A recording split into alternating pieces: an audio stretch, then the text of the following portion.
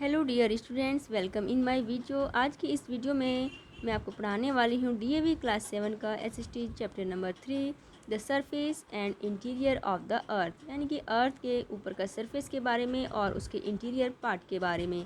तो जो बच्चे भी 7th क्लास की एसएसटी को कंप्लीट पढ़ना चाहते हैं और उसका सॉल्यूशन चाहते हैं, वो मेरे साथ बने रहें, मेरे चैनल को सब्सक्राइब कर लें और अपने फ्रेंड्स में भी शेयर करें।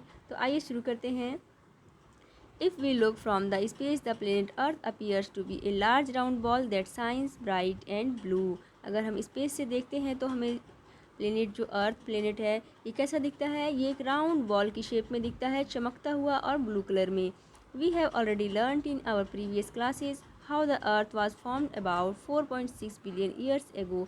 हमने पिछली क्लासेस में पढ़ा है कि अर्थ किस प्रकार से 4.6 बिलियन ईयर्स पहले फॉर्म हुआ है, यानी कि बना है। We also know that Sun is a star and the planets revolving around it had come out of it in the distant past. तो हम सभी जानते हैं कि सन एक स्टार है और इसके चारों तरफ जो प्लैनेट्स घूमते हैं वो डिस्टेंस पास्ट में, मतलब बहुत समय पहले इसी के टूटे हुए इसी से के पार्ट से बने हैं। किसके पार्ट से? सन के पार्ट्स जो अलग होकर बने हैं, तो उसी से ये प्लैनेट्स बने हैं जो इसके चारों ओर घूम रहे हैं। However, the Earth is the only planet where conditions are favorable for sustenance of life. तो इस प्रकार से अर्थ ही एक ऐसा प्लेनेट है जहाँ पे लाइफ सस्टेन करता है, यहाँ का कंडीशन ऐसा फेवरेबल है जिसमें लाइफ सस्टेन कर सके। सिंस इट्स बर्थ, इसके जन्म से the earth as well as other planets are undergoing changes. तो अर्थ के बर्थ से, यानी कि जब से अर्थ फॉर्म हुआ बना है, तब से लेकर अर्थ और इसके साथ ही साथ और जितने भी प्लैनेट्स हैं उनमें लगातार चेंजेस देखने को हमें मिलते हैं।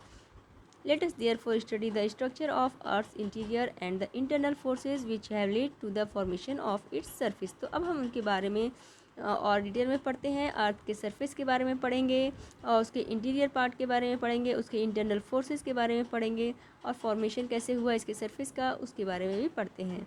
तो चलिए, पहला टॉपिक हमारा है अर्थ सरफेस। अर्थ का सरफेस के बारे में हम पहले पढ़ते हैं। सरफेस यानी ऊपर की जो ज़मीन है उसे कहा जाता है। The surface of the earth constitute a great assembly of physical features. तो अर्थ के सरफेस में बहुत तरह के फिजिकल फीचर्स जो है वो कंस्टिट्यूट हैं, उसमें समाये हुए हैं। Our earth has a variety of land forms on its surface. Earth के सरफेस पे कई तरह के वैरायटी के लैंड फॉर्म्स हैं। हमने पिछली क्लासेस में पढ़ा था कि कितने टाइप्स के लैंड फॉर्म्स होते हैं। में एक प्लेन है, प्लेट्यू है, माउंटेन है, डीप वैलीज़ हैं। तो इस तरह के जो अलग अलग लैंड फॉर्म जो है वो अर्थ की सरफेस पे पाए जाते हैं। These are huge mountains and deep valleys, vast stretches of plains and table lands और प्लेट्यूज़। ये सारे बहुत बड़े बड़े माउंटेन्स, गहरी घाटियाँ, बहुत बड़े मैदान और टेबल लैंड्स या प्लेट्यू जो हैं इस रूप में देखने को हमें मिलते हैं। This variation in terms of height and depth differ from high mountains to low land and is measured from a base line called the mean sea level. तो ये जो इन जो लैंडफॉर्म्स हैं इनके बीच का जो वेरिएशन है हाइट में और ऊंचाई में और जो गहराई में, इसको कैसे मेज़र किया जाता है? तो इसको मीन सी लेवल से मेज़र किया जाता है। देखिए, वाटर का लेवल जो होता है हर जगह एक जैसा ही रहता है। आप उसको किसी ऊंचे नीचे टेढ़े मेढ़े बर्तन में अगर डाल देते हैं तो देखिए उसमें जो वाटर का लेवल है वो खुद ब खुद एक बराबर लेवल में आ जाता है। तो इसलिए जो सी का जो वाटर लेवल है उसके लेवल से हम कोई भी माउंटेन की ऊंचाई को या फिर किसी भी गहराई को, लोलैंड को मेज़र करते हैं। Do you know the highest point of the earth surface is mount Everest in the Himalayas. जो हाईएस्ट पॉइंट है अर्थ के सरफेस पे वो क्या है? माउंट एवरेस्ट है और वो हिमालयज़ में है और इसकी ऊंचाई 8,850 मीटर है। यहाँ से सी लेवल से, जो सी का वाटर लेवल है उससे इसकी कितनी ऊंचाई है। ये नहीं कि जहाँ पे माउंटेन है वहाँ से कितनी ऊंचाई है, वहाँ से नहीं मेज़र किया जाता है, बल्कि सी लेवल से। सी लेवल पूरे अर्थ पर एक बराबर होता है। The lowest point is the bottom of the Mariana trench in the Pacific ocean. और जो सबसे गहराई वाला जो बिंदु है मेज़र किया गया है अब तक, वो क्या है? मैरियाना ट्रेंच है। वो 11,034 मीटर गहरा है सी लेवल से और ये पैसिफिक ओशियन में देखा गया है, पैसिफिक ओशियन में है। नेक्स्ट हमारा टॉपिक है the interior of the earth. Earth के इंटीरियर के बारे में पढ़ेंगे इसमें हम। The interior of the earth has remained a mystery for years. सालों से अर्थ के इंटीरियर के बारे में, अंदर के बारे में, अर्थ के अंदर क्या है, इस बारे में जो जानकारी है वो एक रहस्य बना हुआ है। We know little about it because deep down the temperature of earth is very high. हम इसके बारे में थोड़ा बहुत जानते हैं क्योंकि इसके अंदर जो गहराई में टेम्परेचर है अर्थ के अंदर वो बहुत ही ज़्यादा हाई है। अर्थ के अंदर का टेम्परेचर बहुत ज़्यादा गर्म होता है। The intensive heat neither allows us to dig deep, nor is there any possibility to living organism deep inside the earth, say at 3 to 8 kilometre below the surface। तो जो इसके अत्यधिक जो गर्मी है, इंटेंसिव हीट है, वो ना तो हमें ज़्यादा गहराई तक खोदने को अलाउ करती है और ना ही कोई भी पॉसिबिलिटी है कि उसके अंदर कोई लिविंग ऑर्गेनिज्म हो सकता है, क्योंकि इतनी ज़्यादा हीट में कोई भी लिविंग ऑर्गेनिज्म सर्वाइव नहीं कर सकता है। मैक्सिमम जो अब तक खोदा गया है इसे 3 से 8 किलोमीटर के बाद से जो है ये हीट जो है बहुत ज़्यादा होती है और इतना ही तक ही, इसके आगे जो है वो किसी भी लिविंग ऑर्गेनिज्म का पाए जाना पॉसिबल नहीं है। However, for extracting gold from mines, we have been able to dig as deep as 3.5 kilometre below the earth's surface। जैसे कि हम जानते हैं कि जो गोल्ड माइंस होते हैं, जो गोल्ड्स के माइंस जो होते हैं जहाँ से गोल्ड को खोद के निकाला जाता है, खानें होती हैं, वहाँ पर हमने जो खुदाई की है उसमें भी अभी ज़्यादा से ज़्यादा 3.5 किलोमीटर नीचे तक ही खोदा गया है। अर्थ के सरफेस से 3.5 किलोमीटर गहराई तक ही खोदा गया है, इससे ज़्यादा अंदर भी नहीं खोदा जा सका है क्योंकि आगे जो है वो बहुत ज़्यादा हीट होता है। Our knowledge of earth interior is therefore based on indirect observation like. तो हमारा जो नॉलेज है अर्थ के इंटीरियर के बारे में, क्योंकि उसके अंदर तो हमने देखा नहीं है, लेकिन कुछ इनडायरेक्ट ऑब्जर्वेशन के बेस पर हमारी जो है वो कुछ नॉलेज है। जैसे कि उसमें क्या है, the behaviour of seismic waves of earthquakes, यानी कि जो अर्थक्वेक्स के सिस्मिक वेव्स होते हैं वो उसके आधार पर हम उसके अंदर के बारे में जानते हैं। और अक्रेंस ऑफ वॉल्केनोज़, और जो वॉल्केनोज़ होते हैं उसके बेसिस पे हम जानते हैं कि इसके अंदर क्या होगा। जब वॉल्केनोज़ जो होते हैं वो जब निकलते हैं तो अर्थ के अंदर जो लावा होता है, पिघला हुआ, वो बाहर आता है और जब वो जम जाता है तो उस मटेरियल से हम अंदाज़ा लगाते हैं कि इसके अंदर क्या क्या मटेरियल्स होंगे। Do you no seismology is the science of the study of the earthquake. Seismology क्या है? सिस्मोलॉजी एक साइंस है और जो कि अर्थक्वेक के बारे में स्टडी करता है। The earthquake is the shaking and trembling of the earth surface caused by internal movements. तो अर्थक्वेक क्या है? तो अर्थक्वेक है जब अर्थ के सरफेस के अंदर जो है इंटरनल मूवमेंट होते हैं, तो जो अर्थ का सरफेस है वो शेकिंग करता है, ट्रेमलिंग करता है, हिलता है, तो उसी को अर्थक्वेक कहा जाता है। The shock wave generated by an earthquake have their origin at the focus inside the earth. जो शॉक वेव्स होते हैं, जो झटके होते हैं अर्थक्वेक के, उसका एक ओरिजिन होता है जो कि अर्थ के अंदर होता है और वहाँ से वो उसके चारों ओर फैलता है। This wave then travel towards the earth surface in different directions and with different speeds. उसके बाद जो, जैसे कि देखिए, अगर अर्थ के अंदर इस पॉइंट पे कहीं से अर्थक्वेक हुआ है, जनरेट हुआ है, तो वो इस डायरेक्शन से चारों ओर अलग अलग डायरेक्शंस में अलग अलग स्पीड से फैलती जाती हैं। इस तरह करके चारों ओर फैलती जाती हैं। तो और जो उसका सेंटर होता है वहाँ से अलग अलग दिशाओं में फैलती है और अलग अलग स्पीड्स में फैलती है। The speed of this wave depends upon the nature of the material they pass through. और देखिए अलग अलग दिशाओं में अलग अलग स्पीड क्यों हो जाती है? क्योंकि ये स्पीड जो होती है वेव्स की, ये इस पर डिपेंड करती है कि जो वहाँ का जो मटेरियल है, जिस मटेरियल से वो पास होकर जा रही है, वो कैसा है, उस पर डिपेंड करती है। जैसे कि अगर पानी में से होकर जा रहा है तो पानी की, तो इधर से मान लीजिए इधर पानी है तो इधर की स्पीड अलग होगी, इधर पहाड़, इधर की स्पीड अलग होगी, इधर चट्टान है तो इसकी स्पीड अलग होगी। तो इस तरह से वो अलग अलग स्पीड में जाती है। There are two main types of seismic waves, the P waves और primary waves, which can travel through both solid and liquid medium and is faster in speed. तो जो स्पीड होती है वो सिस्मिक वेव्स की, वो मेनली 2 टाइप्स की होती है। पहला क्या होता है, पी वेव्स जिसे कहते हैं, या जिसे उसे प्राइमरी वेव्स भी कहते हैं, और ये सॉलिड और लिक्विड दोनों मीडियम से होकर जाती है और ये फास्टर होती है, ज़्यादा तेज़ होती है। दूसरी होती है हमारी एस वेव्स, यानी कि इसे सेकेंडरी वेव्स कहा जाता है, जो क्या है, जो सिर्फ सॉलिड मीडियम से ही पास हो सकती है और उसकी स्पीड जो होती है वो पी वेव्स की तुलना में कम होती है। The study of the behaviour of this waves tells us about the earth interior. तो इन सब की स्टडी करने पर हमें अर्थ के अंदर के इंटीरियर पार्ट्स के बारे में, उनके अंदर का बिहेवियर के बारे में हमें जानकारी मिलती है। Do you know a devastating earthquake struck the Bhuj area of Gujarat on 26 January 2001। Gujarat के भुज एरिया में 26 जनवरी 2001 में एक बहुत ही भयानक अर्थक्वेक आया था। It killed thousands of people and caused intensive damage of property.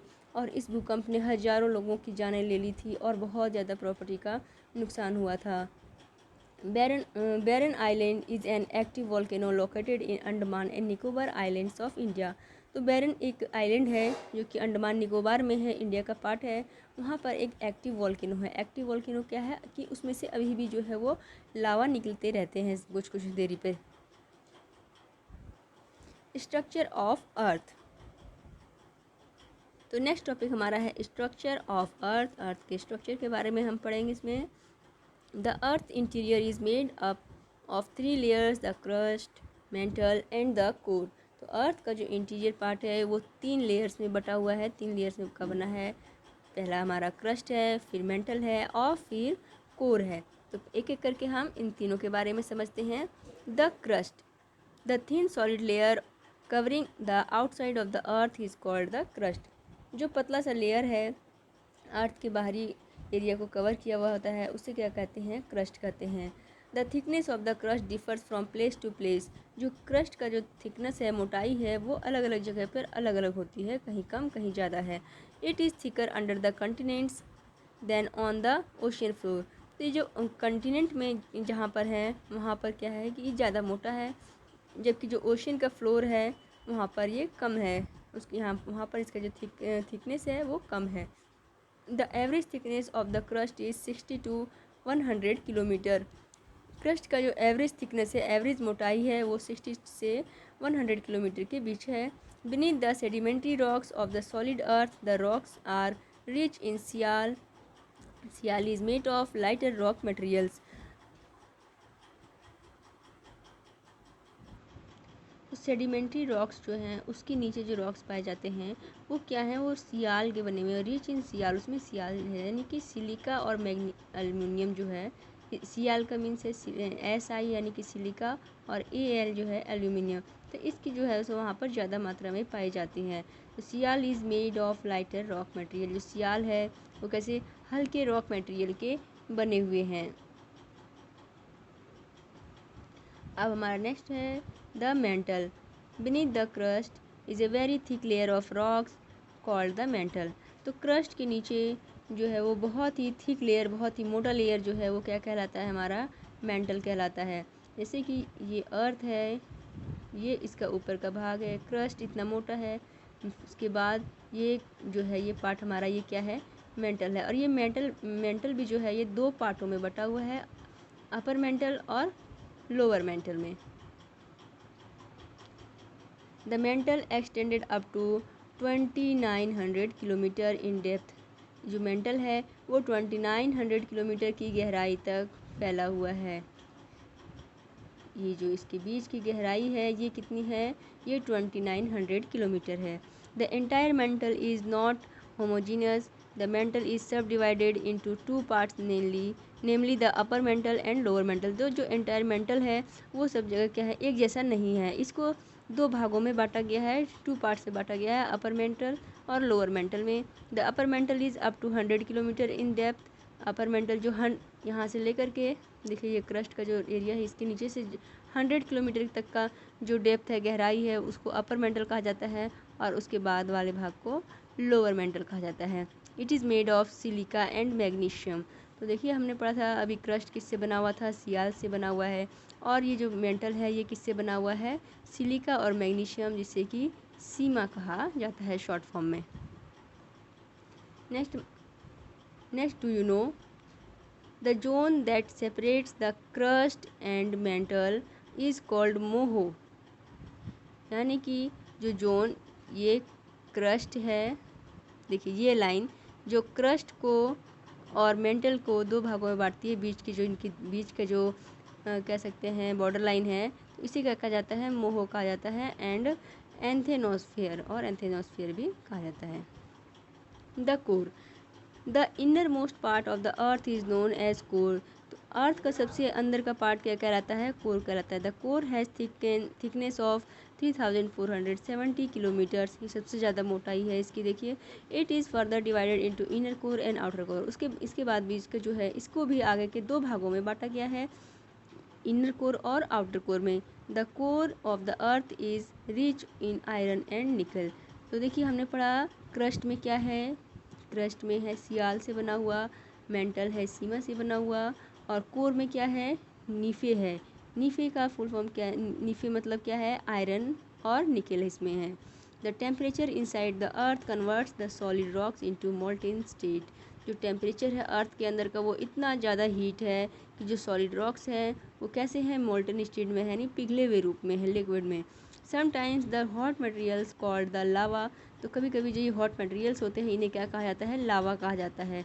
Comes out through cracks और जॉइंट्स। तो ये जो लावा होते हैं, ये कभी कभी अर्थ की सरफेस पे कहीं क्रैक हो जाता है या कहीं जॉइंट्स रहते हैं, तो वहाँ से ये बाहर आ जाते हैं। वेल द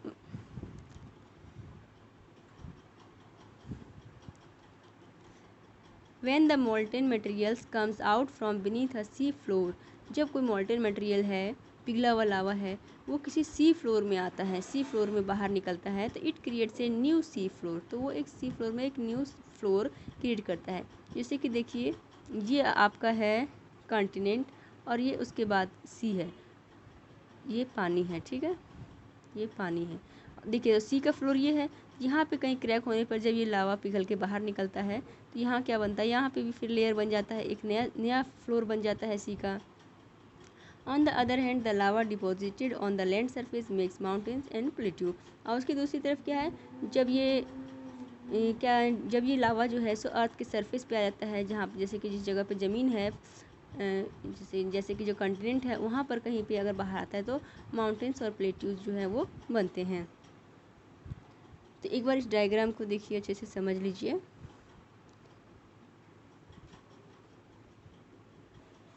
देखिए, ये हमारा है लैंड और ये है सी, और ये सी के नीचे की ज़मीन है जहाँ पर लावा पिघल करके निकलता है। तो क्या हो जाता है? यहाँ पे एक लेयर बन जाता है, और जब यहाँ पे पिघल के निकलता है तो क्या होता है? माउंटेन या प्लेट्यू बनते हैं।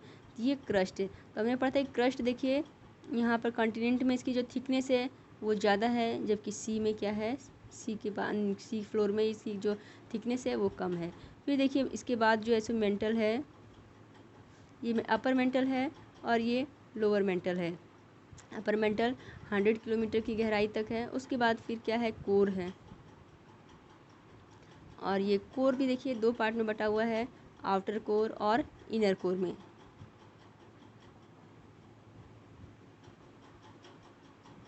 हमारा नेक्स्ट है the earth A treasure of rock materials. तो इसको हम अगले वीडियो में पढ़ेंगे। तब तक के लिए आप मेरे चैनल पर बने रहें। जल्द से जल्द मैं इसका नेक्स्ट पार्ट आपको प्रोवाइड कराऊंगी। Thanks for watching.